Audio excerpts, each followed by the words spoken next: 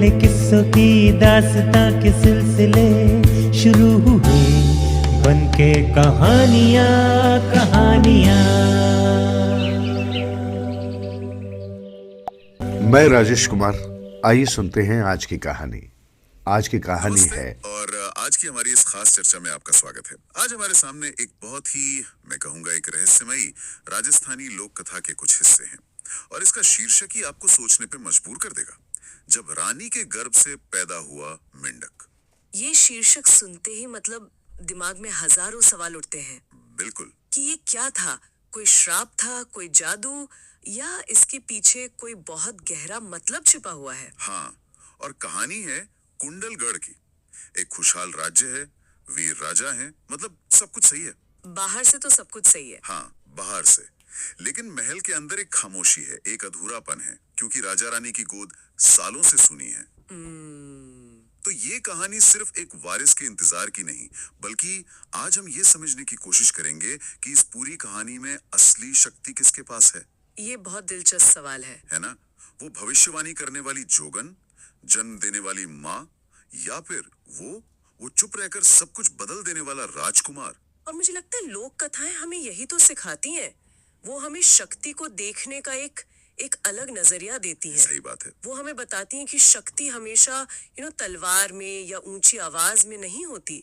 कभी कभी वो खामोशी में होती है, धैर्य में, या समाज के खिलाफ जाकर लिए गए एक फैसले में छिपी होती है। तो कहानी में पहला बड़ा मोड़ तब आता है जब सालों की पूजा पाठ के बाद रेगिस्तान के बीच से एक बूढ़ी जोगन महल पहुंचती है। अच्छा। थकी हुई, आंखों में एक अजीब सी चमक लिए, और वो राजा रानी से जो कहती है वो उम्मीद कम और उलझन ज्यादा पैदा करता है। क्या कहती है वो? वो कहती है, रानी को जो जन्म देगा वही राज्य का भविष्य बदलेगा। पर याद रखना, वो जैसा दिखेगा वैसा होगा नहीं। और ये पंक्ति, वो जैसा दिखेगा वैसा होगा नहीं, ये सिर्फ एक भविष्यवाणी नहीं है। नहीं, ये दुनिया भर की लोक कथाओं का एक कोर एलिमेंट है, जिसे हम कह सकते हैं कर्स्ड प्रिंस या एनिमल ब्राइड ग्रूम आर्केटाइप। हाँ, जैसे ब्यूटी एंड द बीस्ट में होता है।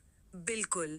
लेकिन यहाँ एक बहुत दिलचस्प बात है, ज्यादातर कहानियों में श्राप किसी राजकुमारी के प्यार या एक चुंबन से टूटता है। सही।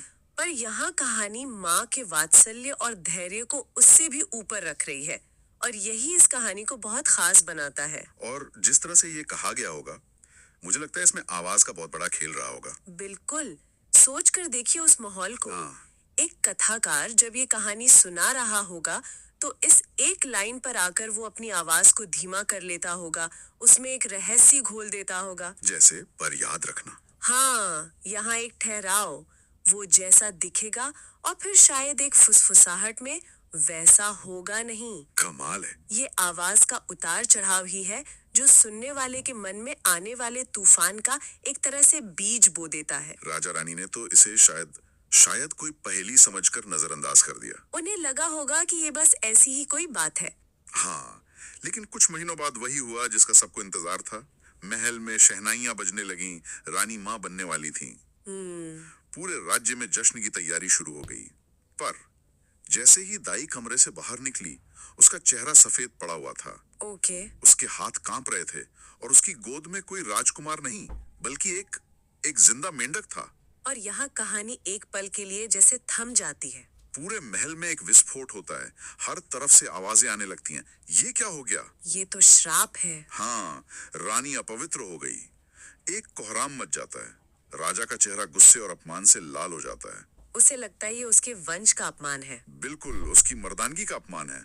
और सच कहूं तो कहानी का ये हिस्सा मुझे सबसे ज्यादा चौंकाता है। उस पूरे शोर, उस तिरस्कार, और शायद अपने पति के गुस्से के खिलाफ जाकर रानी ने जो किया। क्या किया उन्होंने उस मेंढक को उठाया, अपने सीने से लगा लिया, और उस शोर के बीच एक शांत लेकिन बहुत दृढ़ आवाज में कहा, ये मेरा ही अंश है, मैं इसे नहीं छोड़ूंगी। ये सिर्फ ममता नहीं थी। नहीं, ये तो एक तरह का विद्रोह था। आपने बिल्कुल सही शब्द इस्तेमाल किया, विद्रोह। ये कहानी का सबसे शक्तिशाली क्षण है। यहाँ दो दुनियाएं टकरा रही हैं। एक तरफ दरबार का शोर, डर, उंगलियां उठाती ऊंची और घबराई हुई आवाजें हैं। और दूसरी तरफ उन सब के बीच एक माँ की शांत, स्थिर और बिना शर्त के प्रेम वाली आवाज है। बिल्कुल। रानी का वो एक वाक्य, ये मेरा ही अंश है। उस वक्त की पूरी सामाजिक सोच पर एक तमाचा है। वो बाहरी रूप रंग को नहीं, अपने अंदर की सच को चुन रही है। पर एक सवाल है यहाँ, रानी ने तो उसे अपना लिया, लेकिन राजा का क्या? हाँ एक राजा के लिए तो वंश, परंपरा ये सब सबसे बढ़कर होता है ना। हाँ, उस समय तो होता ही था। तो क्या उसका गुस्सा उस वक्त के हिसाब से जायज नहीं था? उसका गुस्सा एक इंसान के तौर पे देखें तो शायद जायज था। एक पिता के तौर पर उसके सपने टूटे थे, सही। लेकिन एक राजा के तौर पर शायद नहीं। एक राजा का धर्म सिर्फ वंश चलाना नहीं, बल्कि न्याय करना और सच को पहचानना भी होता है। और वो उस पहली परीक्षा में हार गया। उसने वही देखा जो आंखें दिखा रही थीं, वो नहीं जो जोगन ने पहले ही बता दिया था। वो जैसा दिखेगा वैसा होगा नहीं। बिल्कुल। रानी ने उस पहेली को अपनी ममता से सुलझा लिया, जबकि राजा अपनी आंखों के धोखे में फंसा रह गया। और रानी अपने फैसले पर डटी रही। उस मेंढक का पालन पोषण महल में ही हुआ। जाहिर है ये आसान नहीं रहा होगा। बिल्कुल नहीं। लोग कानाफूसी करते होंगे, पीठ पीछे मजाक उड़ाते होंगे। वो बोलता नहीं था, लेकिन उसकी आंखें सब कुछ कहती थीं, सब कुछ समझती थीं। और यहीं से कहानी हमें शक्ति का एक और रूप दिखाती है, मौन की शक्ति। हाँ, उसका न्याय करने का तरीका बहुत अनोखा था। कैसे? जब भी राज दरबार में किसी ताकतवर सामंत की वजह से किसी गरीब के साथ अन्याय होता, तो वो उछलकर सिंहासन के ठीक सामने बैठ जाता। अच्छा। और जब किसी बेगुनाह को सजा सुनाई जाती, तो वो पूरी रात महल के मुख्य दरवाजे पर बिना हिले डुले बैठा रहता। मतलब एक तरह का खामोश धरना। हाँ, और ये मौन विरोध इतना असरदार था कि धीरे धीरे प्रजा की सोच बदलने लगी। वो कहने लगे, ये साधारण मेंढक नहीं, इसमें कोई देवात्मा बसती है। ये बड़ा कमाल का मोड़ है ना, कि जो कुछ बोल नहीं सकता उसकी आवाज सबसे बुलंद कैसे हो गई। वही तो। बिल्कुल। और यही इस कहानी की खूबसूरती है। ये हमें सिखाती है कि न्याय और सत्य को हमेशा चीखने चिल्लाने की जरूरत नहीं होती। उस राजकुमार का मौन दरबार के शोर शराबे और झूठी दलीलों से कहीं ज्यादा ताकतवर था। उसकी खामोश मौजूदगी ही गलत काम करने वालों के जमीर पर एक चोट की तरह थी। तो आवाज ना होना उसकी कमजोरी नहीं, उसका सबसे बड़ा हथियार बन गया। और लोगों की सोच भी तो देखी कैसे बदली। जो लोग पहले उसे श्राप और अपशकुन कह रहे थे, अब उसे देवात्मा मानने लगे थे। और ये बदलाव क्यों आया? उसके रूप की वजह से नहीं, बल्कि उसके कर्मों की वजह से। सही बात है। कहानी यहाँ एक बहुत बड़ा सबक देती है कि आपकी पहचान आपके दिखने से नहीं, आपके करने से बनती है। उसने बिना एक शब्द कहे अपने कर्मों से वो सम्मान हासिल कर लिया जो बड़े बड़े योद्धा तलवारों से हासिल नहीं कर पाते। आपने बिल्कुल सही पॉइंट उठाया। कर्म शब्दों से ज्यादा असरदार होते हैं, और शायद इसी कर्म का फल थी वो रात जब कहानी ने एक आखिरी और सबसे नाटकीय मोड़ लिया। रेगिस्तान में भयंकर आंधी आई, बिजली कड़की, और महल के दरवाजे पर फिर वही बूढ़ी जोगन खड़ी थी। उसका आना भी एक संकेत था। प्रकृति का वो तूफान असल में महल के अंदर के तूफान का एक आईना था। हाँ, वो ये बताने आई थी कि अब हिसाब का वक्त हो गया है, सच के सामने आने का वक्त। उसने भरे दरबार में आकर कहा, आज सच सामने आएगा।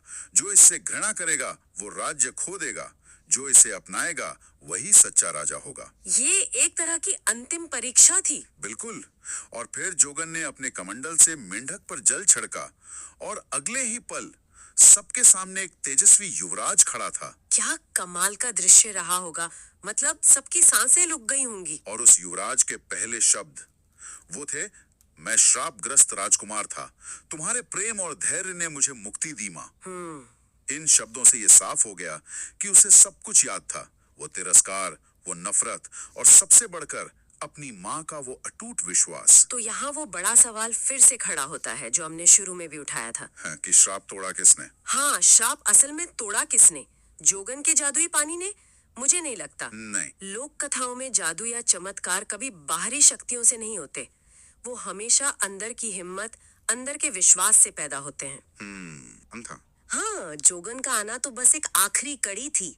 एक सार्वजनिक ऐलान था कि परीक्षा पूरी हो चुकी है। सही है। असली जादू रानी के धैर्य में था, उसके बिना शर्त के प्रेम में था।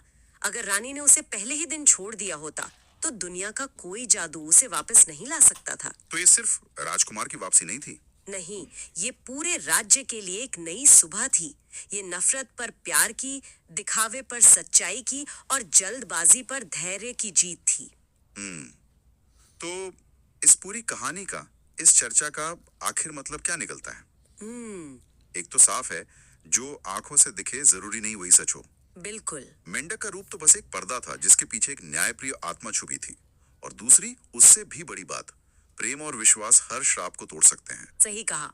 और ये सिर्फ एक कहानी नहीं है, ये हमें अपनी जिंदगी में झांकने का एक मौका देती है। कैसे? हम दिन भर में कितनी ही बार लोगों को उनके कपड़ों, उनकी भाषा, उनके बाहरी रूप से आंक लेते हैं, एक पहली धारणा बना लेते हैं और फिर उसी चश्मे से उन्हें देखते रहते हैं। सही बात है। ये कहानी हमें इंसानियत के सबसे बड़े गुण की याद दिलाती है। बिना शर्त किसी को अपनाना, किसी को उसकी अच्छाई के लिए स्वीकार करना, ना कि उसके बाहरी खोल के लिए। जैसा कि स्रोत की आखिरी पंक्ति कहती है, लोक कथाएं सिर्फ कहानी नहीं होती, वो इंसान को इंसान बनाना सिखाती हैं। बिल्कुल सही बात है। वे हमें सहानुभूति, धैर्य और विश्वास जैसे मूल्य सिखाती हैं, जो आज की इस तेज रफ्तार दुनिया में कहीं पीछे छूटते जा रहे हैं।